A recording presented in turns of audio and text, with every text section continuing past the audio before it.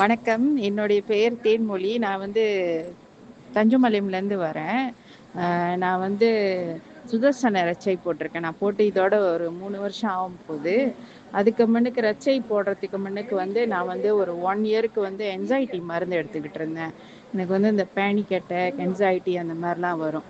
So அப்போ சரி வாங்கி போட்டு பார்ப்போம் அப்படின்னு. ஸோ இப்போ அது நான் வாங்கி போட்டு இப்போ 3 இயர்ஸ் ஆகுது. இதுக்கு இடையில வந்து ஒரு ஃபியூ டைம்ஸ் வந்திருக்கு தான்.